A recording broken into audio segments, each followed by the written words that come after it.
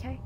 Hi, Professor Barnes. So this is my first response video that I'm making, and the passage that I found talks about 5-paragraph form, and I found this in chapter 1 on page 8, but it was chapter 4 in the PDF, and it begins with, the problem with treating 5-paragraph form as a relatively benign aid to clarify is that like any habit, it is very hard to break. Students who can't break the habit remain handicapped because 5-paragraph form runs counter to virtually all the values and attitudes that they need in order to grow as writers and thinkers, such as respect for complexity, tolerance for uncertainty, and the willingness to test and complicate rather than just assert ideas. And I would like to add that I first found this very surprising because you're essentially taught for 12 years and like all of your education basically that it's important to stick to the 5-paragraph form always. Like you can never like break out of this and just like write whatever comes to your head or anything like that. Like you're always given a prompt and you're expected to just go step by step with beginning, the hook, and the first paragraph, the middle paragraph, the conclusion, all like making a thesis and having all your evidence to back up that thesis. So it's like it was very confusing to just like hear all of this for the first time. So that was like my first reaction, and I saw that the author was basically implying that writing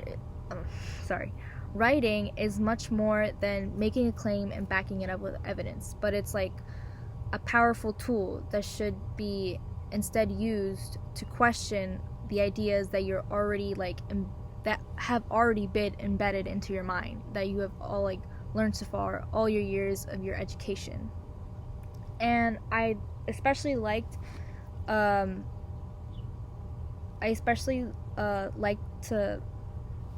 would especially like to point out that I found certain word choices in the passage to be interesting, such as handicap, because it like provided this certain image in us that explains how easily a writer can get stuck.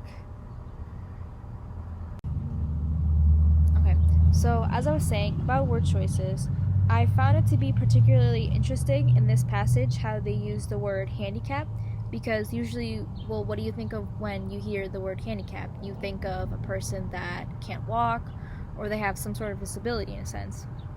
And I got what they were trying to say about with the students being essentially like handicapped, because like when you're have this mentality that you have to write a certain way and like how much of it you can actually like produce, it's essentially like restricting you from like further exploring your ideas and thinking more clearly and freely, and in that sense. And that's basically what I was thinking about for this first passage. And then for the second passage that I found, it was in chapter 2, and it was talking about premature leaps, and this was found on page 44 or page 22 in the PDF, and it began with, most of us learn early in life to pretend that we understand things even when we don't. Rather than ask questions and risk looking foolish, we nod our heads.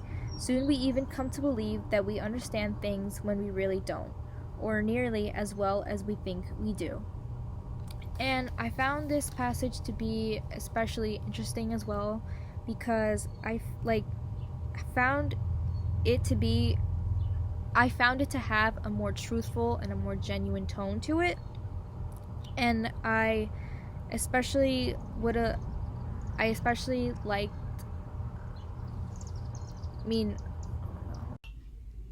so as I was saying before, in the second passage, I found it especially captivating when they used the phrase mental blindness when they were describing the concept of replacing a thing with the idea of it instead. And I found it interesting how they used Emily Dickinson's work as an example of how the text was essentially implying the importance of putting uncertainty over certainty and the value of information it gives us instead of feeding off of the answers that we have already been given before. Essentially.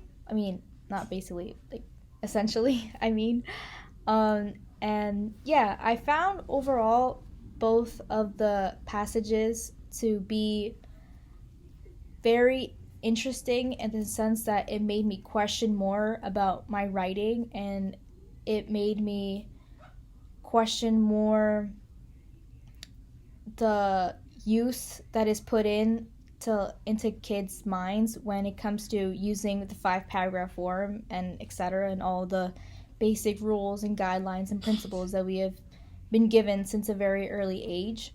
So yeah, it was like very strange to sort of hear about all this. So it's pretty good. So